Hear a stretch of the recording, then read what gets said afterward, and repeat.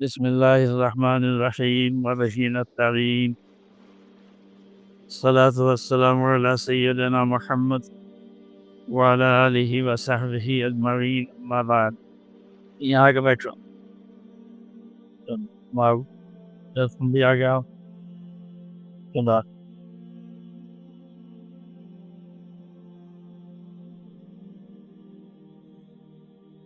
आगे बैठो ना आगे मुझे करनी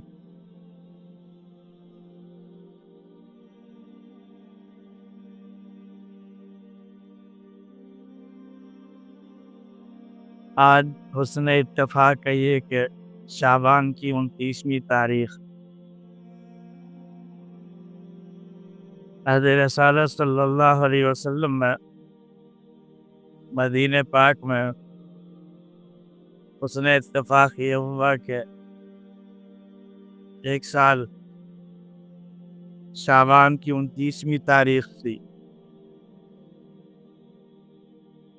हम सब के आका जनाब ये करीम सल्लल्लाहु अलैहि वसल्लम ने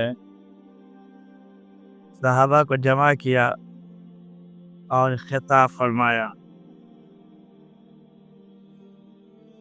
कोई आम बात जब होती तो आप खिताब फरमाते थे सहाबा को जमा कर।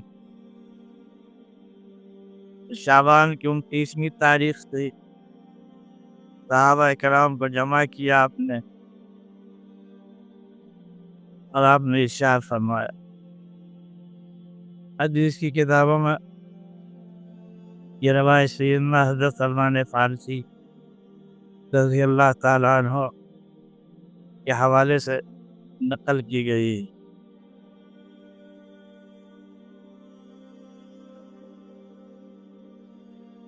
आगे चला हुआ आगे के बैठो, बात मत करो और इधर देखो। ये निगाह बहुत अजीब चीज, निगाह को हल्के समझ लिया कीजिए आप लोग। निगाह का असर दिल और दिमाग दोनों पर पड़ता है। आप किसी की तरफ निगाह से मुतवज्जह रहिएगा, आपका दिल और दिमाग मुतवज्जह होगा। ना ज़हन कभी भी किसी इंसान का बैकवत दो तरफ मुतवज्जह नहीं होता। इसलिए फरमाया गया ज़हन अल्लाह ततवज्जह अला शैअन, इंसानी ज़हन बैकवत दो तरफ मुतवज्जह नहीं होता है, किसी एक ही चीज़ को कबूल करता है। हिंदुस्तान में एक शख्स गुजरे हज़रत थानवी रहमतुल्लाह अलैह ने लिखा है, जिनका ज़हन और हाफ़ज़ा बहुत मजबूत था और बैकवत वो 4 काम किया करते लगातार और किसी काम में फ़र्क नहीं पड़ता था। हज़रत मौलाना फजल खैराबादी रहमतुल्लाह अलैह या मंतिक़ व फ़लसफ़ा के बड़े इमाम से ही हदीस और कुरान के भी बड़े इमाम। तो मैं बस 4 काम कर, सामने बच्चे बैठे उनको पढ़ाते भी रहते, कोई फतवा लेने के लिए आता उसका फतवा भी देते रहते, कोई मुलाकात किया जाता खबर खैरियत की बात करते उससे बात भी करते रहते और उसी बीच में अपनी तस्वीर को लिखते भी रहते। बैकवत 4 काम करते। उसके बाद थानवी लिखते हैं रहमतुल्लाह अलैह कि मेरी मालूमात में कोई दूसरा नज़र नहीं आता है जिसने बैकवत 2 काम या 4 काम की। इसलिए अगर आप की निगाहें मुतवज्जह होंगी तो आपका ज़हन और आपका दिमाग और आपका दिल, याद रखिए कि दिल और दिमाग निगाह के ताबे हैं, निगाह दिल और दिमाग के ताबे नहीं। ये आँख जहाँ जाएगी दिल वहाँ जाएगा, दिमाग वहीं जाएगा।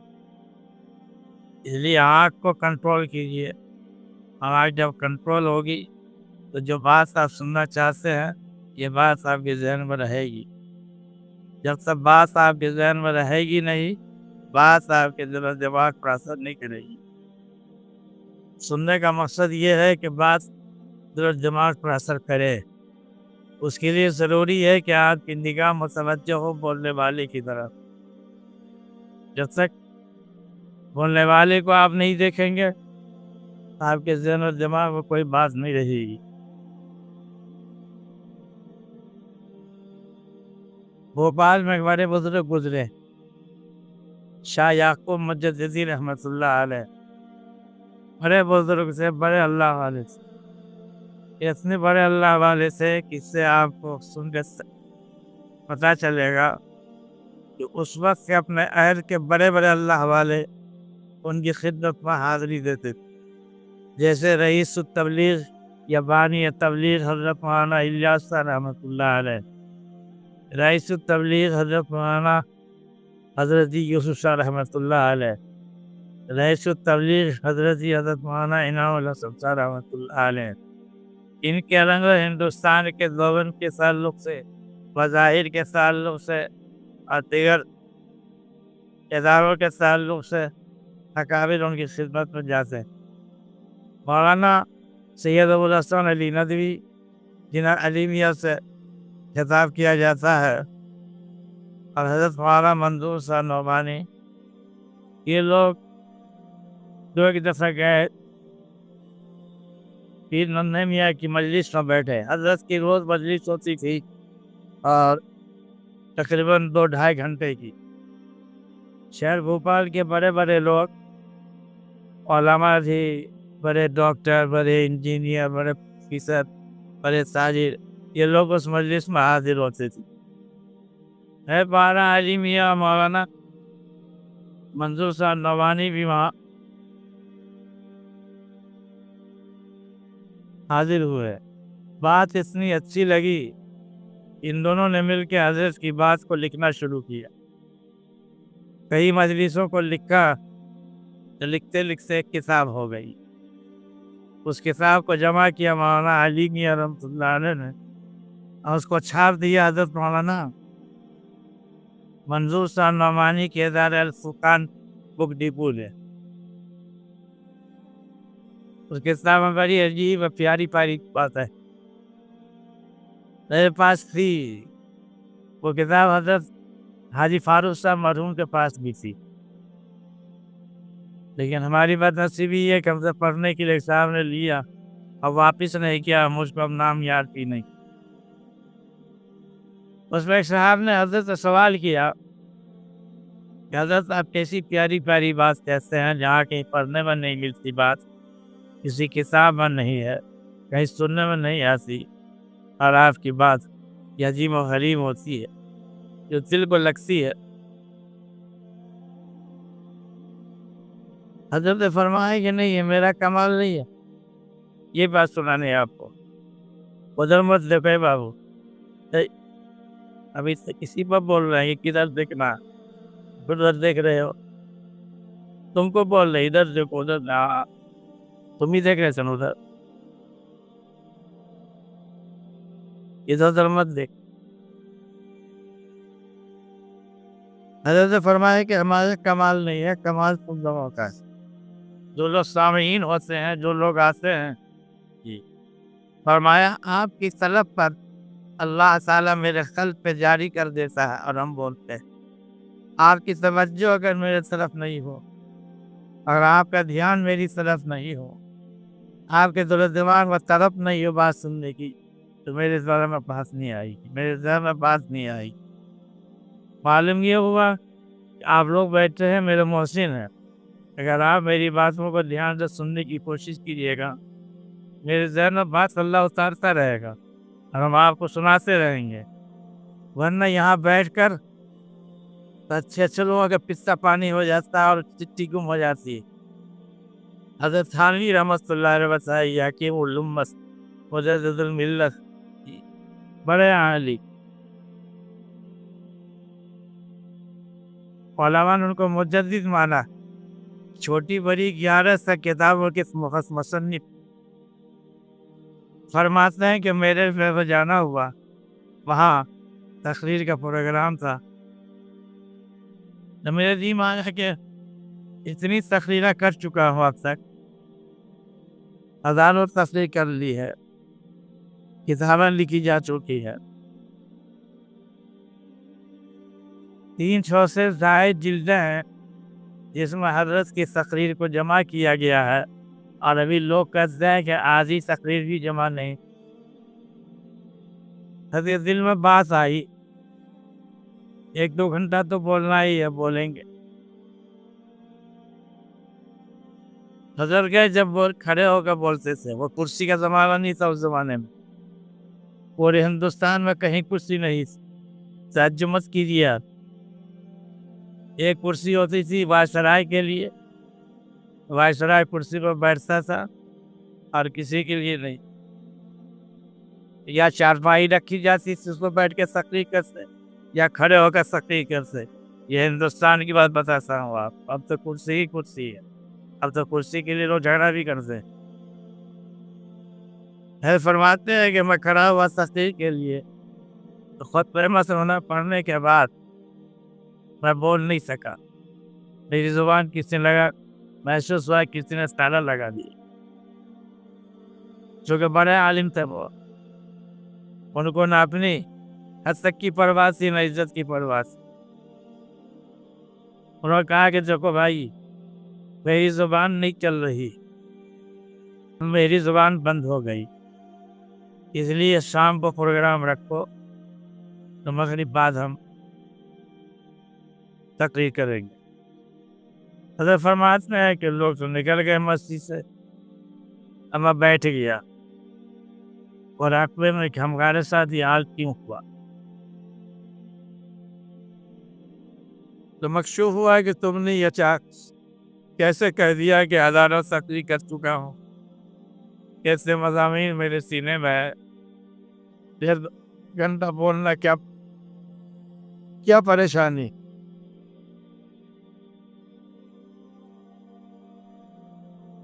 تمہارے اس بول نے تمہارے علم کو سلب کر لیا. یاد رکھو اشرف علی, جب تک ہم فضل نہ فرمائے, ایک لفظ نہیں بلکہ ایک حرف نہیں, ایک سوجا تمہاری زبان سے نہیں نکل سکتا. حضرت فرماتے ہیں کہ میں بہت توبہ کیا, میں رویا گر گرایا اور اللہ کے دربار میں معافی مانگی اور عرض کی اللہ سے, بے شک اللہ, آپ کا فضل اگر نہ ہو تو میری زبان سے ایک حرف, ایک لفظ, ایک جملہ نہیں نکل سکتا. میں توبہ کیا, دعا کی, شام کو آیا پھر تقریر کی, اللہ تعالیٰ نے زبان کھول دیا. یاد رکھیے, اللہ کے فضل پر اگر نگاہ نہ ہو اور اللہ کے کرم پر نگاہ نہ ہو اور اللہ پیش نظر نہ ہو, یا اللہ جو آپ بولوائیں گے وہی ہم بولیں گے, جب آپ سے وہی بات ملے گی تو پھر زبان بند ہو جائے گی. یہ کمال ہمارا نہیں ہے, آپ جتنی متوجہ ہوں گے میری طرف, اللہ تعالیٰ میری زبان سے ایسی بات سکھا لے. اس لیے آپ کو بار بار ہم کہتے ہیں ادھر ادھر مت دیکھیے, آپ ہم کو دیکھتے رہیے. ہم یہ نہیں کہتے کہ ہم بہت خوبصورت ہے یا ہم کو دیکھ کر آپ کا ایمان بڑھے گا, یہ بھی نہیں کہہ سکتے ہم, لیکن ہم اس کی ضمانت دے سکتے ہیں, ہم کو اس پر تک دیکھیے گا تو آپ کو ثواب ملے گا. نصیب نمائندہ الہی ہوا کرتا ہے. کون ہوتا ہے یہ؟ کہ اللہ کا نمائندہ ہوتا ہے. اللہ کے نمائندوں کو دیکھنا ثواب ہوتا ہے, اس لیے آپ دیکھیے گا اس کو تو ثواب ملے گا آپ کو. بہرحال تو بیچ میں بات نکل آئی تو میں نے عرض کر دیا. اصل بات سنانی ہے کہ سیدنا حضرت سلمان فارسی رضی اللہ تعالیٰ عنہ فرماتے ہیں کہ اللہ کے رسول صلی اللہ علیہ وسلم نے 29 شعبان کو ہم سب لوگوں کو جمع کیا. اللہ آپ نے خطاب فرمایا, اب فرمایا کہ اے لوگو, ایھا الناس, اے لوگو, اذلکم شہر عظیم, تمہارے اوپر ایک عظیم مہینہ سایہ کرنے والا. یہ ایسا مہینہ ہے کہ اس میں ایک رات 1000 مہینے کی راتوں سے بہتر. اور یہ ایسا مہینہ ہے اس مسئلہ اللہ تعالیٰ عام نیکی جو ہوتی, سنت نہیں, عام نیکی, اس کا درجہ فرض کا قرار دیتا. اور اس مہینے میں فرض اگر کوئی ادا کرے تو خیر رمضان میں 70 فرض کے ادا کرنے کا ثواب ملتا ہے. فرمایا کہ یہ غمخواری کا مہینہ ہے, یہ اللہ تعالیٰ کو یاد کرنے کا مہینہ ہے۔ فرمایا کہ اس میں اپنے ملازموں پر رحم کیا کرو، ان کو آسانیاں دیا کرو۔ تم یہاں آسانی دو گے تو قیامت میں اللہ تم کو آسانی دے گا۔ تم غریبوں کی فکر کرو، محتاجوں کی فکر کرو، روزہ داروں کو افطار کراؤ۔ روزہ داروں کی افطار کراؤ گے یہاں اللہ کے رسول صلی اللہ علیہ وسلم نے فرمایا کہ جو کسی روزے دار کو دنیا میں افطار کرائے گا، کل کو قیامت سے میرے ہاتھ سے وہ حوض کوثر کا پانی پیے گا۔ یہ بڑے شرف کی بات، وہاں فرشتے بھی پانی پلائیں گے، اللہ کے رسول صلی اللہ علیہ وسلم بھی پانی پلائیں گے۔ بولیے ہم میں سے کون ایسا آدمی ہے جو یہ چاہے گا کہ فرشتے کے ہاتھ سے پینا اللہ کے رسول صلی اللہ علیہ وسلم کے دست پاک؟ سب کی تمنا یہی ہوگی، لیکن تمنا کام نہیں کرتی، ہر آدمی کی خواہش پوری نہیں ہوا کرتی۔ خواہش تو کبھی کسی کی پوری نہیں ہو، کبھی نہیں ہوئی ہے نہ کبھی ہوگی۔ ہزاروں خواہشیں ایسی کش خواہش ختم نکلے۔ ڈھالی پر شعر ہے یہ، سمجھا نا؟ کبھی بھی اس لیے حضرت علی رضی اللہ تعالیٰ عنہ نے فرمایا انسانی خواہش کی تکمیل نہیں ہوتی، انسانی ارادے کی تکمیل نہیں ہوتی۔ تو فرماتے ہیں عارف تو ربی من فسق العزائی، میں نے اپنے خدا اور اپنے رب کو پہچانا اپنے ارادوں کے ٹوٹ جانے سے۔ میں نے جو خواہش کی تھی پوری نہیں ہوئی، میں نے جو ارادہ کیا تھا ارادہ میرا پورا نہیں ہوا۔ میں نے سمجھا کہ کوئی بادی و نظر میں ایسی طاقت ہے جو میری خواہش کی تکمیل میں آڑے آتی ہے۔ جو طاقت آڑے آتی ہے وہی خدا۔ جب اللہ نہیں چاہے گا ہماری خواہش کی تکمیل نہیں ہوگی۔ ہاں ہماری خواہش بھی ہو، دعا کا اہتمام بھی ہو تو اللہ تعالیٰ دعا سنتا ہے۔ یہ رمضان کے مہینے میں اللہ اپنے بندوں کی دعائیں اور فریاد سنتا ہے۔ اس لیے اللہ کے رسول صلی اللہ علیہ وسلم نے فرمایا کہ فرمایا اللہ کے رسول صلی اللہ علیہ وسلم نے کہ اس کے دن کے روزے فرض ہیں اور رات میں تراویح پڑھنا یہ سنت ہے۔ اب تو اس پر بحث چل رہی ہے آج کل، دیکھیے نا قیامت آنے تک تب تو سنتے آئے تھے کہ تراویح سے موقع ہے۔ اب بحث کر رہے ہیں لوگ کیسا کہ سنت سے موقع ہے یا نفل ہے۔ آپ لوگ سمجھ لیجیے یہ چند ٹھیکیدار لوگ جو ہیں دین کے، وہ لوگ اس امت کو جانے کی کوشش کر رہے ہیں۔ حضور پاک صلی اللہ علیہ وسلم کے زمانے میں ابھی بات کھڑی کی جا رہی ہے کہ جماعت سے کیوں پڑھی جائے۔ یاد رکھیے کہ جماعت کا اصلاح یہ نہیں ہے کہ پوری مسجد بھر جائے۔ مسئلہ یہ ہے کہ جمعہ کی نماز کے واجب ہونے کی شرط کیا ہے۔ ہر گاؤں میں ہر علاقے میں جمعہ کی نماز واجب نہیں، فرض نہیں، لیکن کہیں نماز پڑھی جائے گی جمعہ کی تو اس کے لیے شریعت نے کیا شرط رکھی؟ تو اس کے لیے شرط یہ رکھی ہے کہ کم از کم 3 آدمی ہونے چاہیے۔ کتنے آدمی؟ ارے بولو، یاد رکھو، اس سے مسئلہ بتا دیتے ہیں، ماتا یاسی تو مسئلہ بول دیتے ہیں۔ ابھی دیکھو نا، ہم یہاں بیٹھے ہوئے تصویر پڑھ رہے تھے، یہاں ایک صاحب آیا، اثر کا وقت ہم کو نماز پڑھنی تھی۔ ہمارے بھائی بہت پیارے مستقیم بھائی، جب اس نے نیت ماننی شروع کی انہوں نے روک دیا کہ نہیں، وقت نہیں ہے نماز۔ ہم نے دیکھا تو اس سے کہا کہ نہیں، نماز پڑھو۔ مسئلہ بتا دے رہے ہیں مستقیم بھائی کو بھی مسئلہ معلوم ہو جائے گا۔ مسئلہ 2 ہے، ایک دن کے ختم ہونے کا، ایک دن کے شروع ہونے کا۔ دن شروع ہوتا ہے سورج کے نکلنے سے اور دن ختم ہوتا ہے سورج کے غروب ہونے سے۔ دونوں مسئلہ الگ الگ۔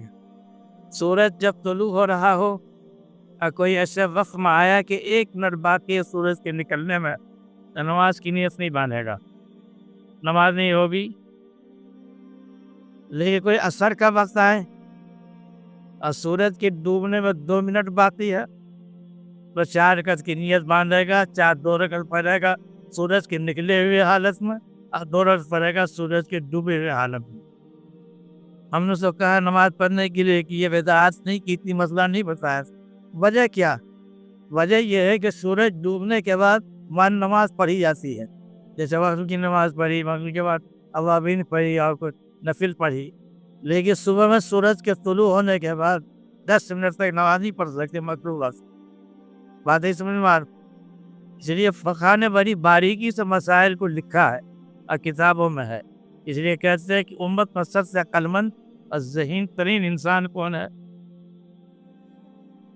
وہ لوگ جو شریعت کا علم رکھتے ہیں، اور تو وہ لوگ جو فقیہ ہیں، جنہوں نے فقہ کو مدون کیا قرآن حدیث کی روشنی۔ ہم بیٹھے ہوئے تھے تو ہمارے بزرگ ہیں یہ احمد بھائی، انہوں نے جو بستی بجھایا اثر کے وقت، ہم نے ان کو بلایا، ہم کا بستی کائے بجھائی آپ نے؟ کہا مرکز میں دیکھا ہے۔ ہم کہا کہ مرکز اللہ بھی ہے یا مرکز پیغمبر ہے؟ کیا ہے؟ جیسے خیرین مسجد اور چو مسجد ہے، یہ وہ کام کرتے ہیں لوگ، سب کو وہاں جمع ہونا ہے تاکہ مرکزیت کام میں باقی رہے، انتشار نہیں ہو۔ اس لیے ضروری تھا کہ صاحب ایک کو مرکز قرار دیا جائے تاکہ پورے شہر سے لوگ وہاں جمع ہو جائیں۔ لیکن اس کا مطلب تھوڑی ہے کہ صاحب اتنی متبرک مسجد ہو گئی جب چاہے مسئلہ بدل دے۔ بولے ہم نے نماز دیکھا جلا دیتے ہیں۔ ہم کہا کہ جماعت لگنے سے لوگ عالم نہیں ہوتا۔ سامنے بیٹھے ان کو میں نے جب بات کہی وہ آپ کو ممبر پر بیٹھ کے سنا رہا۔ ہم کہا جماعت لگنے کے بعد آدمی عالم نہیں ہو جاتا، آدمی صالح بن سکتا ہے، آدمی عامل ہو سکتا ہے، گناہوں سے پرہیز کر سکتا ہے، لیکن اس کی بھی گارنٹی نہیں دی جا سکتی جب تو اپنی اصلاح نہیں کرائے گا کسی مسئلے سے۔ یہ انسان کی فطرت بہت عجیب ہوتی ہے، جس سے انسانی ملا نے رکھا ہی اس کو دبانا پڑتا ہے، اور دبائے گا کوئی نگراں، اور نگراں ہوتا ہے مسلح، اور وہی ہوتا ہے پیر و مرشد۔ وہ اپنی نگرانی میں اس کی فطرت کو دباتا ہے۔ ایک آدمی کی میدان میں غصہ ہے، پیر صاحب جانتا ہے کہ سو غصہ ہے، اسے غصے کو دباتا ہے، وہ تدبیر کرتا ہے، ایسی تسبیحات بتاتا ہے کہ اس کے دھیرے دھیرے دھیرے دھیرے غصہ کم ہو جاتا ہے۔ حضرت شاہ عبد القدوس گنگوہی رحمۃ اللہ علیہ کے پوتے سے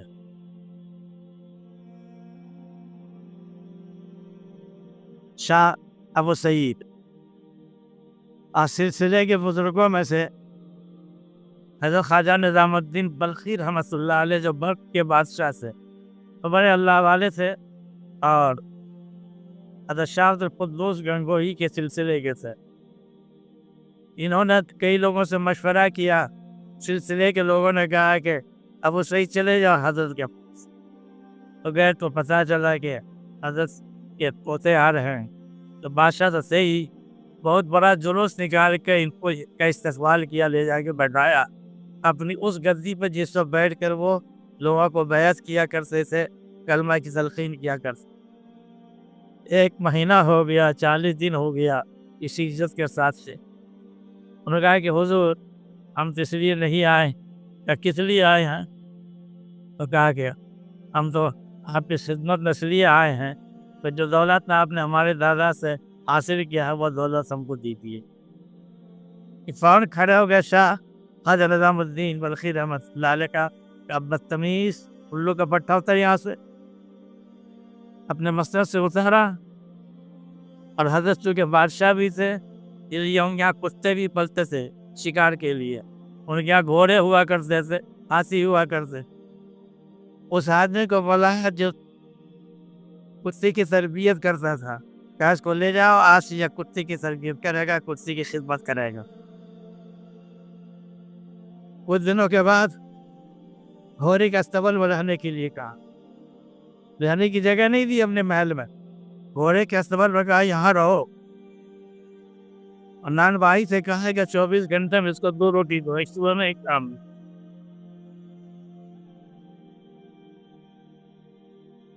نیند ہو جاتی تھی लीद को साफ करने के लिए कुछ दिनों के बाद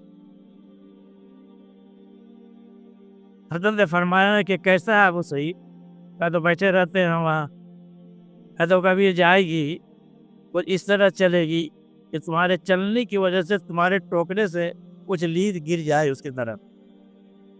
तो कुछ सर पे ऐसी जुम्बिश दी हिदायत की बुनियाद पर कि टोकरे से कुछ लीद गिरा हुआ,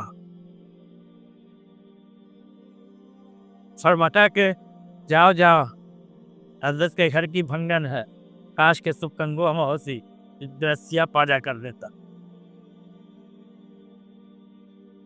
पहुंची तो हजरत ने पूछा क्या हुआ, ऐसा सब और ऐसा बोली। अच्छा, 2 दिन के बाद कहा ऐसा करना या फिर थोड़ा सा ऐसे गिरा देना और फिर देखना को क्या कहते हैं। गिराया, फिर निगाह उठाई और खूब गौर से देखा, तेज नजरों से, कुछ बोले नहीं।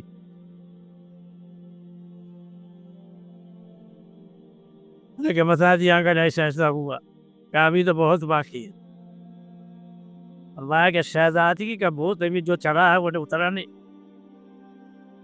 एक हफ्ते के बाद कहा कि ऐसा करना कि तुम इस तरह से अपने आप को साबित करना कि तुमको ठोकर लगी और तुम गिरी, और पूरा टोकरा अब वो सईद के सर पे डाल लेना।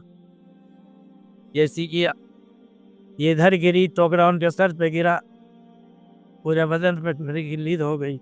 लेकिन अब उन्होंने ये किया कि जल्दी से उठे, उस भंडन को उठाया, उसका बदन साफ किया। अब बार बार ये कैसे कि चोट तो नहीं लगी तुमको चोट लगी कि हजरत को तकलीफ, मैं नहीं चाहता कि हजरत को तकलीफ। और जल्दी से जो लीद दोनों हाथों से उठाया और टोकरी को भरा। तुम जाओ, हम उसको फेंक देंगे। आगे नहीं नहीं, हम फेंकेंगे, आप में से फेंक। जाके बताया। अच्छा, अब कल होके हुक्म दिया क्या वो शहीद को बोलो हम कल शिकार को जाएंगे, दूसरा कुत्ता उसके हवाले करो जो मेरा शिकारी कुत्ता है। उस गौर से महीनों से 2 रोटी खाई थी 24 घंटे में, मुजाहिदा किया था। ये कुत्ता ताकतवर था, रोजाना गोश्त खाता। कुत्ता भागने लगा तो अपने दोनों कुत्तों को अपने कमर में बांधा रस्सा। शिकार पर जब कुत्ता भागा, ये गिर गए। कुत्ता भागा जा रहा है, ये रस्सी में बंधे हैं और ये घिसते चले जा रहे हैं। पूरा बदन छिला गया, लहू लाल हो वापिस आए। तो रात में खा मजरेगा खाजा निजामुद्दीन बल्खी रहमतुल्लाह अलैह ने, खाजा कुद्दूस गंगोही रहमतुल्लाह अलैह ने फरमाया, ये सिलसिले चिश्तिया निज़ाम साबिरिया के बड़े अकाबिर औलिया अल्लाह जमत वालों का सिलसिला यही है। कहा कि निजामुद्दीन, मैंने तुमसे ऐसे मुजाहिदे तो नहीं करवाए थे, तुमको ये भी रहम नहीं आया कि मेरा पोता था। कहा हुजूर इसीलिए करवाया कि दिमाग में बैठा हुआ है कि मैं बड़े पीर का पोता हूँ, बड़े अल्लाह वाले का पोता हूँ, उस खानदान से ताल्लुक रखता हूँ, और किसी का असब व नसब काम नहीं करता, अपना अमल काम करता है।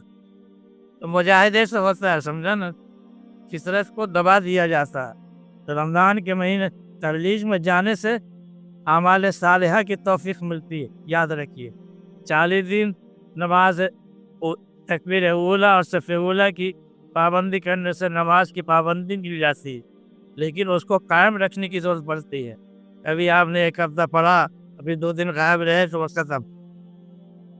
अल्लाह के रसूल सल्लल्लाहु अलैहि वसल्लम ने फरमाया, मन अखलसीन अरबाईन सबाअत नदरी अलल क़ल्बि व नाबिउल हिकमा।